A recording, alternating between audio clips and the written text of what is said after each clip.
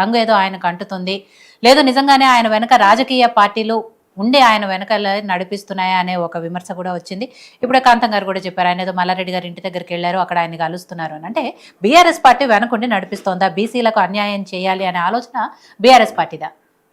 ఇప్పుడు నేను ముందే అనుకున్నా, ఇంకా ఈ మాట మాట్లాడతలేరు ఏంది, ఈ ఈ మల్లారెడ్డి ఎవరో ఆయన పేరు మాధవరెడ్డి మల్లవ్వ ఇద్దరు కలిసి ఒక సోషల్ యాక్టివిస్టు, ఆ వ్యవసాయదారురాలు ఇద్దరు మల్లవ్వ, మాధవరెడ్డి మల్లవ్వ, ఇంకా బీఆర్ఎస్ పేరు ఎత్తుకుంటలేరు, బీఆర్ఎస్ రంగు వాళ్ళకు రుద్దుతలేరు, లేకపోతే వాళ్ళని బీఆర్ఎస్ కు రుద్దుతలేరు అని నేను అనుకుంటూనే ఉన్నా. అది సహజమే, ఎందుకంటే ఈ రోజు అధికార ఇది ఒక్కసారి చూడండి. ఇది ఈయన బీసీలు వ్యవసాయం చేసుకుంటూ ఇప్పుడు మల్లారెడ్డి గారి ఇంట్లో లేకపోతే ఇప్పుడు మీరు ఫోన్ చేయండి, ఒక 10 నిమిషాలు మేడం నేను రిక్వెస్ట్ చేసి ఆపుతాను, ఒక 10 నిమిషాలు మీరు ఒకసారి మల్లారెడ్డి ఇంటికాడ ఎంక్వైరీ చేయండి. ఇది ఎక్కడదండి ఈ ఫోటో? ఇది సారీ ఒకసారి ఇప్పండి. ఇది ఎక్కడ మీరు బీసీలకు న్యాయం చేస్తారా? అవును మేడం, నిన్నాక మొన్ననేమో ఇది మాధవరెడ్డి గారు చూడండి మేడం ఇవ్వండి. మాధవరెడ్డి గారు ఎక్కడ ఉన్నట్టు చెప్ప, దాని వెనక ఎవరు ఉన్నట్టు అన్నది, దాని వెనక ఎవరు ఉన్నట్టు, దానికి ఎవరున్నట్టు చెప్పండి. ఇప్పుడు బీజేపీ సైలెంట్ ఉన్నారండి, అయితే కానీ అని ఇప్పుడు ఎవరున్నారు అది అక్కడ చూపించండి, ఆయన చూపించండి, శ్రీనివాస్ గారు చూపించండి. చామకూర భద్రారెడ్డి గారికి హృదయపూర్వక జన్మదిన శుభాకాంక్షలు తెలుపుతూ ఇదే బీఆర్ఎస్ పార్టీకి సంబంధించిన పింక్ కలర్ లో పోస్ట్ ని రెడ్డి జాగృతికి సంబంధించిన వ్యవస్థాపక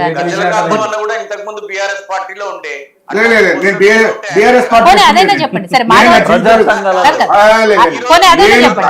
అదైనా చెప్పండి శ్రీనివాస్ గారు. మాధవరెడ్డి గారు గతంలో బీఆర్ఎస్ పార్టీలో ఉన్నారా? మాధవరెడ్డి గతంలో బీఆర్ఎస్ పార్టీలో ఉన్నారా? ఆ పార్టీకి వెళ్ళి బయటకు వచ్చిరా? ఇప్పుడు పెట్టిందన్న, అది ఇంతకు ముందు పెట్టిందే, ఇన్ని రోజులకి మొన్న పెట్టింది. అది నేను ఒక మాట చెప్తున్నా, 3 days ఏగో ఉంది ఫేస్బుక్ లో, 3 days ఏగో ఉంది. నేను లెట్ మీ స్పీక్ ఉంటే ఉండొచ్చండి దాంట్లో. నేను ఇప్పుడు ప్రజెంట్ కూడా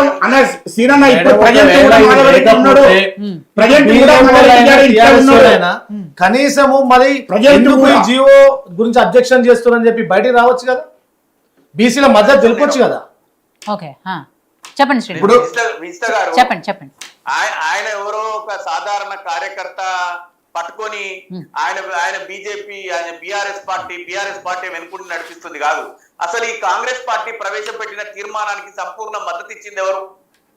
ఎప్పుడు వచ్చారు? శాసనసభలో సంపూర్ణ మద్దతు ఇచ్చింది ఎవరు? ఎప్పుడు ఇచ్చారు? అసెంబ్లీ తీర్మానం జరుగుతుంది, తప్పని పరిస్థితులు, ఇక తప్పదు, ఇక కుదరదు, బీసీలందరూ అసెంబ్లీలో తీర్మానం టైంలో ఇచ్చారు. అంతకు ముందంతా కూడా కేటీఆర్ గారు గానీ బీఆర్ఎస్ పార్టీ ఎమ్మెల్యేలు గానీ ఏం విమర్శలు చేశారు? అసలు ఈ బీసీ కులగణనే తప్పుల తడక, కాంగ్రెస్ పార్టీ బీసీలకు అన్యాయం చేయాలని చూస్తోంది, సరైన లెక్కే రాలేదని అసలు మీరు బహిష్కరించారు కదా. తప్పు బీసీలకు న్యాయం జరగద్దని అసలు వాళ్ళు చేపట్టిన కులగణనకు శాస్త్రీయత లేదు. లేనప్పుడు అసెంబ్లీలో తీర్మానం చేస్తే అంటే మీరు అవునే బీజేపీ బీఆర్ఎస్ ఎత్తనేమో సర్వే ఎత్తనేమో అంతా ఉంటుంది. మరి కులగణన టీఆర్ఎస్ పార్టీ వాళ్ళు లెక్కలు తీసిరుగా మేడం, ఒక్కటే రోజుల సర్వే చేసిరు కదా, మరి ఆ లెక్కలు బయట పెట్టిరా?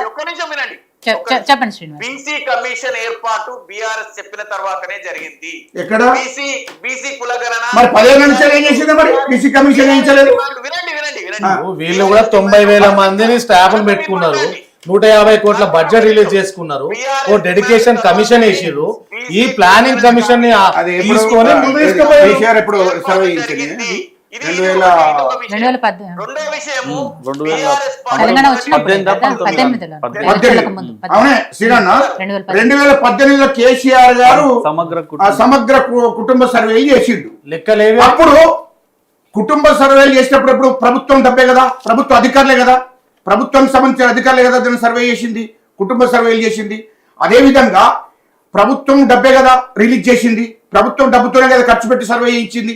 దాన్ని ఎందుకు అసెంబ్లీలో ప్రకటించలేదు? దాన్ని ఎందుకు బయట ముఖ్యమంత్రి ఆనాటి ముఖ్యమంత్రి కేసీఆర్ ఎందుకు ప్రకటించలేదు? స్వార్థానికి వాడుకురు. ఎందుకు ప్రకటించలేదు? బీసీలకు ఇంతమంది ఉన్నారు, ఎస్సీలకు ఇంతమంది ఉన్నారు, ఎస్టీలకు ఇంతమంది ఉన్నారు, మరి రెడ్డికి ఇట్లా వీళ్ళ కులగా ఎవరి కులం ఇప్పుడు నువ్వు సర్వే చేయించడం కూడా కుటుంబ సర్వే చేయించినప్పుడు ఎందుకు ప్రకటించలేదు అని అడుగుతున్నా. ఎక్కడ పబ్లిక్ డొమైన్ లో ఎందుకు ప్రకటించలేదు అని అడుగుతున్నా. అంటే మీరేంటి ప్రభుత్వ సొమ్మును ఖర్చు పెట్టి ప్రజల సొమ్మునే ఖర్చు పెట్టారు, ప్రజలకు చెప్పాలి కదా, ఎందుకు చెప్పలేదు? రెండోది, మేము కులగరణ వేసినప్పటి నుండి తప్పుల తడక మళ్ళీ కులగరణ అయితే కూడా కేసీఆర్ కుటుంబం పాల్గొనలే, అది గుర్తుపెట్టుకోండి. కేసీఆర్ కుటుంబం కులగరణ పాల్గొనకూడదు అంటే బీసీలకు న్యాయం జరుగుతాయి, నష్టం రాకూడదు. ఇప్పుడు వాళ్ళు పాల్గొనకపోవటం వల్ల బీసీల లెక్క ఎంత తేడా రాలేదు, వాళ్ళు ఏం బీసీల కింద పాల్గొనడం వల్ల వాళ్ళు ఓసీలు బీసీలను కాదు మేడం, ఒక రాష్ట్ర ప్రభుత్వము ఒకటి ఏదైనా చేపడుతున్నప్పుడు కనీసం దాన్ని గౌరవించాలి కదా, గౌరవించాలి, పాల్గొనాలి కదా. వీళ్ళే ప్రచారం చేస్తారు ఈ కులగరణ పాల్గొనొద్దు, మీరు పాల్గొంటే మొత్తం మీ ఆస్తులు దోచేస్తారు, మీకు రేషన్ కార్డు కట్ అవుతుంది, మీకు పెన్షన్ కట్ అవుతుంది అని చెప్పేసి అని స్వయంగా హరీష్ రావు గారు, కేటీఆర్ గారు వీళ్ళ కుటుంబమే ప్రచారం చేసారు. మళ్ళీ ఎవరు కాదు, వాళ్ళ కోక కుటుంబమే. మళ్ళీ కేటీఆర్ కేసీఆర్ కుటుంబం ప్రకటించింది ఎవరు పాల్గొనకూడదు. ఎవరు అవునండి, మీరు కుటుంబ సర్వేలు చేసినప్పుడు కాంగ్రెస్ వాళ్ళు బీజేపీ అందరు సహకరించారు కదా, మరి అందరు పాల్గొన్నారు కదా ఆ రోజు. ఆ రోజు పాల్గొన్నారు కదా అందరు. ఆ రోజు అన్నాడా, మరి బీజేపీ బండి సంజయ్ ఉండే అన్నాడా, పాల్గొనకండి అన్నాడా? అందరు పాల్గొనమని చెప్పేసి అని ఇటు బీజేపీ వాళ్ళు కానీ టీఆర్ఎస్ వాళ్ళు కానీ కనీసం వాళ్ళు ఏందనేది వాయిస్ అనేది ఇవ్వలేదు. ఇటు బీజేపీ వాళ్ళు కూడా పాల్గొనాలి ఈ లెక్కలు అని చెప్పి చెప్పలేదు, టీఆర్ఎస్ కూడా చెప్పలేదు. ఎందుకంటే వాళ్ళకి చిత్తశుద్ధి లేదు. బీజేపీలో బీసీలు లేరా లేదా బీఆర్ఎస్ లో బీసీలు లేరా?